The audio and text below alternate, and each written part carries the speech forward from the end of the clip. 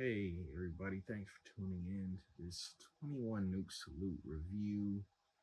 Things are pretty bad outside right now. But on the other hand, this is a very great era to be a rap fan. Mainstream rap is still trying to find its identity now that nobody's in the mood to keep swallowing all this bastardized algorithm content. The culture isn't really going to do Drake numbers anymore. Things are going to have to go regional again.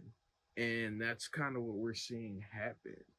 You know, the regions are really getting back to what they do best, which is be authentic to themselves. All right, top of 2026, what do we get? We got a new ASAP Rocky album, and it was actually pretty good. It outdid my expectations. I was very satisfied with it. But what next? For me, just for me, even though I enjoyed the album, it didn't really have the stamina to keep it in rotation for that long. And then out of nowhere, the god of underground New York hip hop descended from Mount Marcy with more tablets. The vibe of this album coincides with the new brand it seems he's establishing, Quiet Luxury, and it exudes this throughout the whole album. And he is also very much re-energized on this project. He wants everybody to know it. Like he's in top form. For those who are not so well versed in the in outs of underground New York rap culture, there's a subculture of it, drumless rap with no drums. It's exactly what it sounds like. This album stakes its claim as the standard bearer for that genre. Usually, when you get a rapper gives you some drumless joints, it's maybe like a couple on the album, just here and there, whatever. On 656, it's like half the songs. But let's get into it. Let's break it down. Track one, the stage setter, the theme music, the intro. What intro are we getting? We get Trick Bag. Now this sets like the dangerous, menacing vibe. You got the slick guitar loop. You got Rock back in the driver's seat, talking cash money shit. He's in his bag. This is exactly where we need. Great intro to the album. Fantastic intro. Next song, we have Childish Things. Now, this one, as soon as I heard it, I'm like, man, this is on some 80s crime movie directed by Brian De Palma, co-starring Brian Dennehy. Intro music, I mean, it's tense. This is cinematic. For those of us who are really in this era, like the vibe that he's bringing with this, like the 80s Kingpin movies or whatever, like that's the vibe this is in. So it captures that vibe perfectly. His rhyme patterns on this song were masterful. I think this was the point in the album where I realized he's reached a new power level. I mean, he is really affirming his position on this as like the guy. Hate is love. This is probably one of my favorites on the album, to be honest. I really, really like this. That soul sample on there is mellifluous. And yes, this is the essence of drumless rap. Even though like the bass hits hard as fuck on this is some good car music. For those of you that are just so scared of drumless rap and always want to put your little noses up at it, you loved it when Kanye did it. Bound 2, perfect drumless rap song. This shit ain't new. Speaking of Kanye, I'd be remiss to not discuss the fact that, he's saying he's back to the old Kanye now. He realized he was wrong about everything, and he's not gonna other N-word out anymore. The other N-word, the one we really can't say now. The N-word that we can't call them. And I'm very happy for Kanye. I'm very happy and hopeful that he continues on his journey for his personal mental health. but he has not made anything this good in over a decade. So thank you for the memories, Kanye, and I wish you the best with rebuilding relationships with your family and everyone who matters in your life. Just go do that. Thank you. I'm good on any more music from you. We got it from here. We're pulling for you, just not musically. Yves Saint Moron. Moron. I don't know. Okay, this track is like the thesis statement for this whole album. Like if you want to really like what is like the point of what he's trying to do on this album, Yves Saint Moron is the example of what he's showcasing. Like this one is ridiculous. Of course, it's no drums. The beat is very relaxed, jazzy, almost like you in some, smoking lounge or whatever. It's very relaxed. It's cool, just something to kind of vibe to, and it doesn't get in the way of what he's saying. The star of the show is the lyrics. The rapper is the star of the show on this. This album, you're meant to focus on exactly what he's saying, what he's doing lyrically. And holy fuck is he rapping on this shit. It's the whole thing is like, yo, you need to hear this shit. The beat is just like, yo, did you hear what the fuck he just did? This is the equivalent of watching Roc Marci do an elite level lyrical gymnastics routine on the Olympics and get tens across the board. It's that good. I was listening to this in the car with my beautiful wife, and even her face scrunched up at some of these bars. You gotta hear the shit for yourself. I can't even do it justice. If you honestly feel like there is somebody else out there that's doing something like this lyrically, please let me know in the comment section. I want to hear it. All right, the next song, Prince and Apollonia, we get right back in that pocket of quiet luxury. It's just laid back, elegant, vibey, and just an onslaught of bars. But the thing that's so great about these bars and about Roc Marci in general is he's not just rhyming gibberish. It's not, awfully hot coffee pot, napkin, papkin, flapkin. Like he's really painting pictures. This is very cinematic stuff. Like the whole vibe, it's like a movie. You're vibing to a movie. Like how audiobooks paint pictures of things. That's what's being, and it all just happens to rhyme like crazy. And the patterns is crazy. The scene that he's painting here is one of opulence and leisure. Fun shit. Shit that you wish you could be doing right now. Evoking Prince and Purple Rain is a running theme for that style of debonair he's trying to purvey. Next song, Vanity. I know, from Prince and Apollonia to Vanity, right? Clearly that was intentional. But, this is about real life vanity. Like, vanity.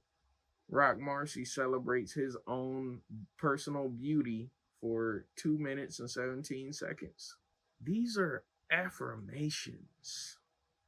I personally think as men, we should all strive to have the same self-esteem as Roc Marciano. As he astutely points out, beauty isn't gender specific.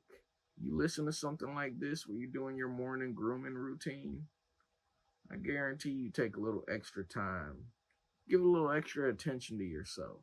You deserve it. That's the message. This is how much you should love yourself. Next is Rain Dance. It's a more traditional beat. It's pretty jazzy, laid back, but he is still going crazy with the verbal acrobatics here. Errol Holden, the lone feature on the album, drops a guest verse. We'll get to him in a second. All right, Tracy Morgan Vomit. This beat is very subdued. He keeps it light, really breezy on this. This is some very sunny day vehicular activities vibe. Short and sweet. Shout out to Tracy Morgan. Trapeze. The beat is dramatic. The lyrics are dramatic. The delivery is dramatic. Errol Holden is on this too. We'll get to him later. Good to You. Another subdued beat. The lyrics are once again the star here. And the lyrics are captivating enough to hold your attention. This isn't like a album where you got a skilled rapper over some just flat out unlistenable beats. Easy Bake Oven. That title hurt. As soon as I saw it, I was like, oh no. I hoped it wasn't what I thought it was, but it turned out it probably is. This beat is ridiculous though. I'm saying, like, this is some shit you gotta walk in slow motion to like a duel at high noon. This is that walking in slow motion music. I feel like this is kind of the emotional climax of the album. Mellow. This is a relaxed joint. It's kind of him. Seems like he's reflecting on the stylistic ass whooping he's just been handing out over the last 30 minutes. 30 years at this point, isn't it? Shouts out to Roc Marci. Almost 3 decades in the game. I remember those flip mode verses. Standout verses. Back in the flip mode days, when flip mode was the squidard, Lord Have Mercy was one of the standout members. I mean, he had this voice that was just crazy. It sounded like it was coming from a mountaintop, for real. It was like it was some biblical sounding shit. So he was like the breakout member of the crew that wasn't Busta Rhymes. He went out on his own, never really materialized like that. He did put out a couple of tapes that were cool. I got those somewhere. But who replaced Lord Have Mercy was Roc Marciano. Yeah, he's been in the game for a while, putting in work and pain. Like, still has never had like no whack verses. This song is the credits rolling on the album. This is what's playing while the credits are rolling as he's driving off into the horizon in a foreign vehicle with a woman that you love in the passenger seat. All right, so what is even the allure of drumless rap? I know. Is this like some nerd stuff, whatever? No. This is the culture. You are not going to have women oscillating ass cheeks around your crotchal region to this music. That's not gonna happen. It's the same reason you don't just whip it out in a museum, you uncultured swine. This is a cinematic experience. Movie scores don't need drums. It distracts from the scene. Like, he premiered this at an art show in Paris. This is high-level art. Drums are there to set a rhythm for the music and for the vocalist. Drums are there to set a rhythm for the music and for the vocalist. But when the drums aren't there, the vocalist is free to set his own rhythm with his voice, which they do. And maintaining a rhythm without drums and still doing some captivating lyrical gymnastics is a skill. There is still a rhythm being held even without the drum, and they can jump between multiple rhythms, from Roc Marci to West Side Gun to SD Knack to Stove God Cooks, Boldy James.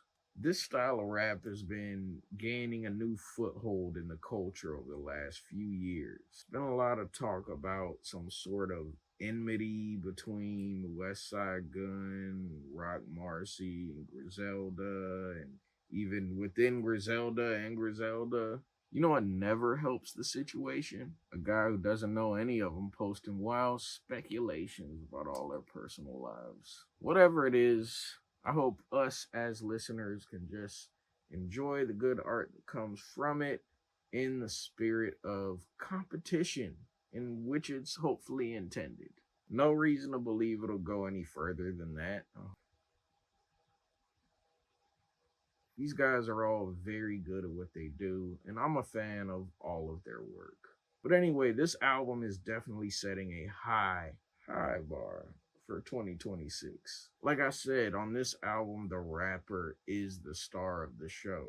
The production is there to support him, and it doesn't overshadow him, but it doesn't distract from him either. The production provides exceptional support by just not getting in the way and by not being distractingly whack. Make no mistake, this is lyricism at a very high level.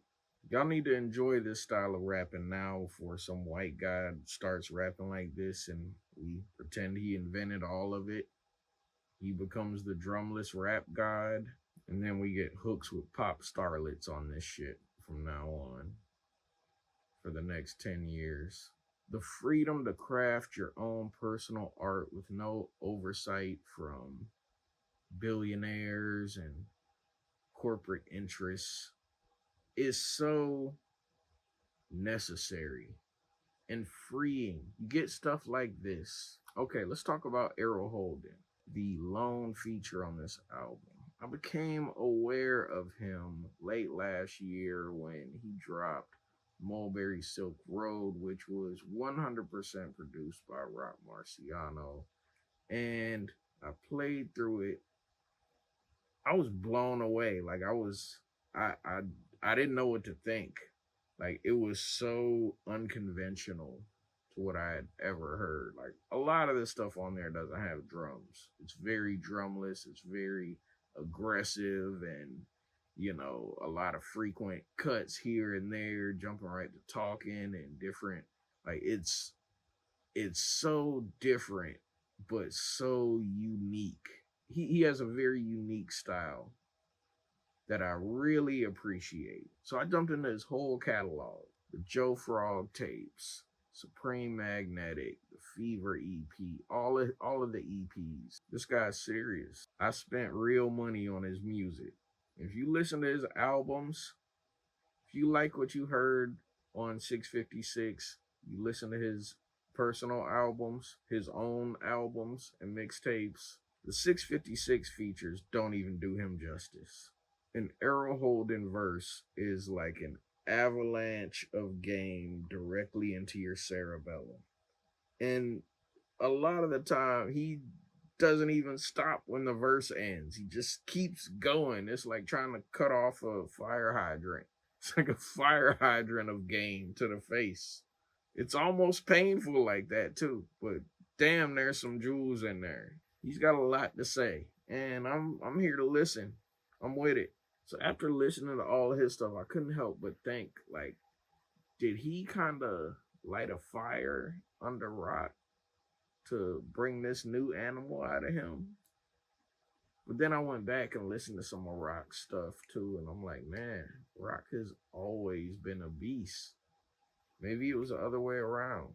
But then I thought maybe they both just have natural musical chemistry and work really well with each other and make great music together. But anyway, Roc Marci 656, one of the best of the year already. This is on the list for top of 2026. And Joe Frog too.